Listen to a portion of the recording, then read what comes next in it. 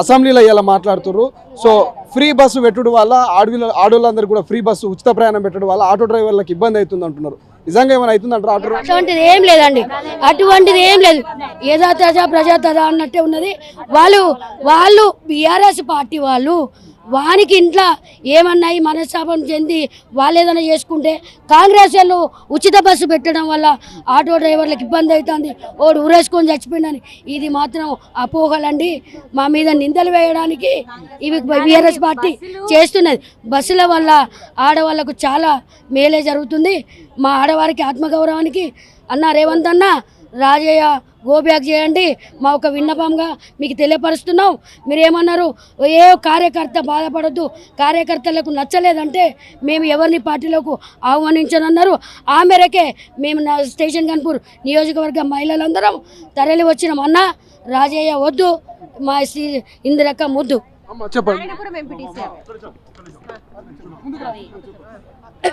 మీ అందరికీ నమస్కారం. మీడియా మిత్రులందరికీ నేను శ్రీమన్నారాయణపురం ఎంపీటీసీని, రన్నత్పల్లి మండలండి. నేను కూడా 5 ఏళ్ల నుంచి వెళ్ళి ఎంపీటీసీని అయినా ఇప్పటి వరకు మాకు ఏ నిధులు లేవు, ఏది లేదు. ఏంటంటే మీరు టీఆర్ఎస్ పార్టీ కాంగ్రెస్ పార్టీ అని మమ్మల్ని ఒక నిషేధంగా చూసిండు. మా పార్టీలకు రండి మేడం, మీకు వస్తే మేము కూడా గొర్రెలు ఇస్తాం, బర్రెలు ఇస్తాం, ఇవి ఇస్తాం, అవి ఇస్తాం, దళిత బంధు ఇస్తాం, ఇండ్లు ఇస్తాం, రేషన్ కార్డులు ఇస్తాం, ఇవి ఇస్తాం, అవి ఇస్తాం అని మమ్మల్ని అడుగుడు పెట్టిండు.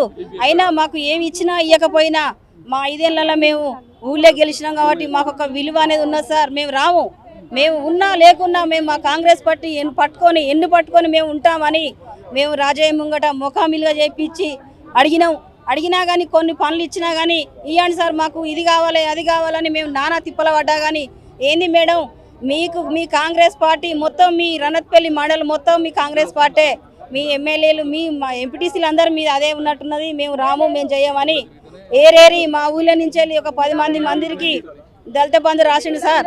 దళిత బంధు రాసిన మాత్రానే 2 లక్షల రూపాయలు కట్టించుకున్న వాళ్ళకి ఇంతవరకు రాలేదు. ఆయన చుట్టూ తిరిగిన వాళ్ళకే ఆయనకి ఇచ్చిండు, మాకు మాత్రం ఒక్క పని ఇయ్యలేదని మేము ఇప్పటికెవరికైనా మేము మా ఇంద్రక్క వెంట ఉంటామని మేము మహిళలు అంతా కలిసికట్టుగా మేము ఇక్కడికి వచ్చి ధర్నా చేసినట్టుగానే ఉంటామని. ఇంతవరకు అయితే మాకు రాజయ్య వద్దనే సంగతి మాకు అందరికీ తెలుసు. ఒక లేడీస్ సర్పంచ్ని కూడా గెలికిచ్చిండు, ఇది అది అని ఆమెను చాలా ఇబ్బంది పెట్టినా కానీ మేము అక్కడికి పోయి కూడా అడిగినాం, ఏంది మేడం మీరేం టెన్షన్ పడకండి, మీరు ఒక మహిళా సర్పంచ్గా ఉండి ఇవాళ మీరు వెనకబడితే మేము కూడా వెనకబడ్డట్టే ఉంటామని, మేము ఒక పిరికిలాగా అవుతామని, మనం వద్దు, మా అస్సలే భయపడొద్దు, ఏదైనా దాన్ని తాటించి బయటకు వెళ్ళాలని ఆలోచనతోటి మేము బయటకు వెళ్ళదాగినాం. ఇప్పటి వరకు అయినా కానీ మాకు రాజయ్య వద్దన్న ఆలోచనతోటి ఆయన అన్నీ తెలుసు. అప్పటికైనా ఎంతమంది తెలిసి అయినా కానీ అన్ని తెలుసు ఆయనకు, ఎందుకంటే 10 ఏళ్ల నుంచి వెళ్ళి ఉన్నాడు కాబట్టి ఆయనకు ఏ రాజకీయం ఎట్లా, ఏ ఆడలను ఎట్లా చూసుకోవాలి, ఎవరిని ఎట్లా చూసుకోవాలని తెలుసు. ఆయన కాదమ్మా, ఇప్పుడు రాజయ్య మీద ప్రధానంగా మహిళల పట్ల అసభ్యంగా ప్రవర్తించారని ఆరోపణలు చేస్తారు, వాస్తవమే? నిజంగా చేస్తారు? యాక్చువల్గా మనము సోషల్ మీడియాలో చూడడం జరిగింది. నవ్య అనే వ్యక్తి ఒక సర్పంచ్, తను ఎంత అవమానపడ్డదనేది మనము సోషల్ మీడియాలో చూసినాము. ఓవరాల్ తెలంగాణ రాష్ట్రమే కాకుండా మిగతా రాష్ట్రాల్లో కూడా ఒక ఎమ్మెల్యే అనే వ్యక్తి ఇలా సర్పంచ్ని వేధించిండు అనేది అన్ని ఎమ్మెల్యే అనే స్థాయికి సిగ్గిచేట్లాగా మారిపోయింది. కానీ ఈరోజు ఆ నవ్య అనే ఆమెనే చాలా అవమానంగా తను ముందుకొచ్చి నాకు ఇన్ని అవమానాలు జరుగుతున్నాయని సోషల్ మీడియా ద్వారా వ్యక్తపరిచినా కూడా టీఆర్ఎస్ ప్రభుత్వంలో తనకి ఏం న్యాయం జరగలేదు. ఆ రోజు మా ఎమ్మెల్యే క్యాండిడేట్ సింగపురం ఇందిరా గారు వెన్ను ఉండి వాళ్ళ ఇంటికి వెళ్ళి తనకు ధైర్యం చెప్పి మేమందరం కూడా మహిళా సోదరిమణులం కూడా తనకు భరోసా ఇవ్వడం జరిగింది. ఆ రోజు ఒక మహిళకు అన్యాయం జరుగుతుంటే ఎమ్మెల్యే గారి మీద ఎందుకు చర్యలు తీసుకోలేదు, బీఆర్ఎస్ పార్టీ నాయకులు కూడా ఎందుకు చర్యలు తీసుకోలేదు ఆ రోజు? మళ్ళీ తర్వాత ఎమ్మెల్యేను ఎందుకు సస్పెండ్ చేయలేదు? తర్వాత ఆ ఎమ్మెల్యే పోస్ట్ అనేది కడియం సీఆర్ గారికి ఇచ్చిన తర్వాత రైతు సమన్వయ సమితి అధ్యక్షుడిగా ఆయనకి ఎందుకు ఇచ్చారు ఆ పోస్టు? ఆ రోజు అక్కడ బీఆర్ఎస్ పార్టీలో చెల్లని వ్యక్తి మళ్ళీ కాంగ్రెస్ పార్టీలో ఎట్లా చెల్లుతాడు?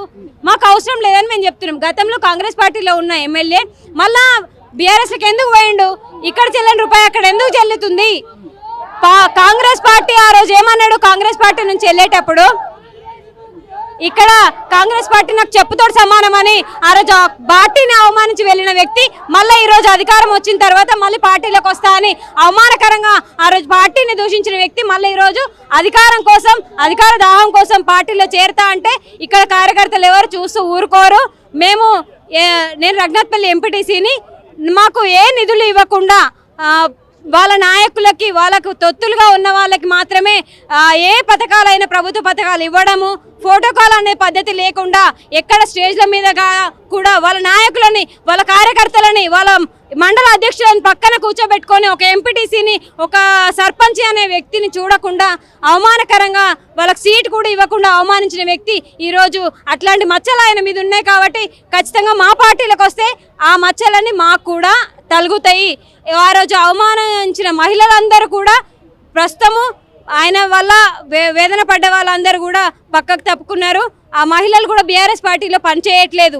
ఇప్పుడు మేము స్వచ్ఛందంగా ఒక లేడీ మాకు ఉంది అనే ధైర్యంతో మేము ముందుకొచ్చి మహిళా కాంగ్రెస్ ఆధ్వర్యంలో కానీ చాలా ధర్నాలు కానీ ఎలాంటి ప్రతిపక్షంలో ఉన్నా కూడా అన్నింట్లో మేము ముందుకుండి మహిళలకు 33% రిజర్వేషన్ ఏదైతే ఉందో ఆ దిశగా మేము ముందుకెళ్ళి రాజకీయం చేయాలని, అన్నిట్లలో మేము పోటీ చేయాలని మేము ముందుకు వస్తున్నాము.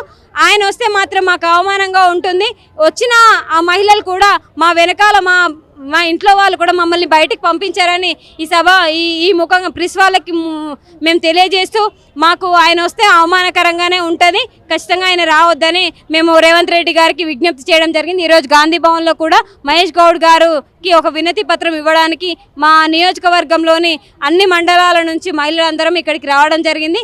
ఖచ్చితంగా ఆయనను మాత్రం మేము యాక్సెప్ట్ చేయము.